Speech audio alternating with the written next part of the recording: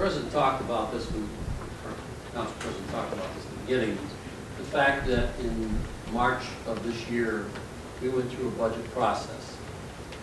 And we were told by our finance director at that time to be very careful of our expenditures because he anticipated that there would be a shortfall in revenues at the beginning of the year. He didn't know how much it would be, but as we find out now, it's more serious than he told us.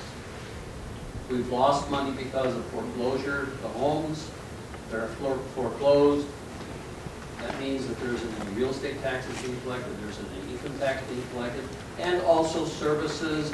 There isn't any money being spent in the city of South Euclid or the surrounding community. So that's one portion.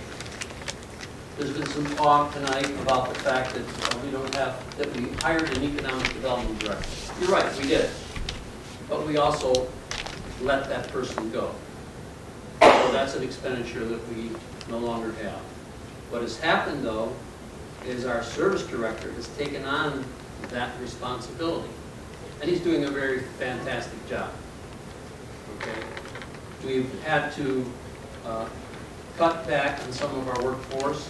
We've had to reduce workforce to keep in line with the income.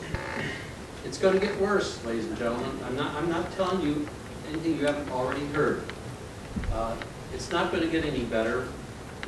And I'm not talking about just South Euclid. I'm talking about this country in total. Our finances are in trouble.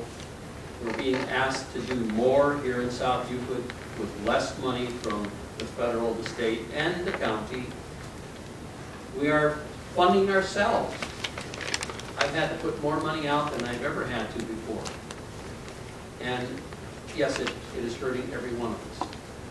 And Councilwoman Gray said it right. When we finish tonight, most likely, ordinance 3210 will be repealed, or ordinance 1910 will be repealed. But what we have to do then is come back to you and say, okay, we're going to give you back your 0.75.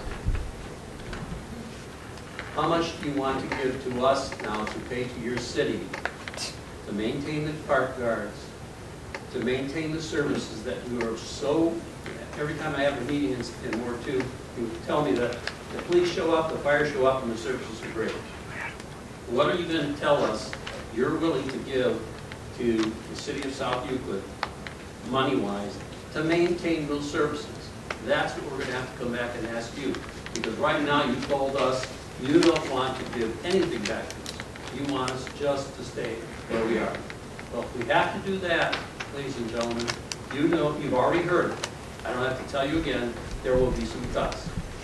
Hopefully, those of you who have vacant houses next to you will be able to pull out your lawnmower and cut the grass in that vacant house because we won't be able to do it. Hopefully, you'll be able to look at your own homes and correct some of the issues that our building department goes around and identifies, because we won't be able to come there and tell you that you need to tuck point your house, that you need to correct some of the issues that you have in your house. We hope that you will do that yourself, because we won't be able to do that. We won't have the money to do that. So what I'm trying to tell you, ladies and gentlemen, is we are willing to make the cuts. But are you willing to come back to us and say, I'm willing to come dig deep in my pocket and come up with a few more dollars to help this city survive? I know Mr. Fry has been asking for some dollars related to Cedar Center. He's put through a request for that information. That's going to be coming forth.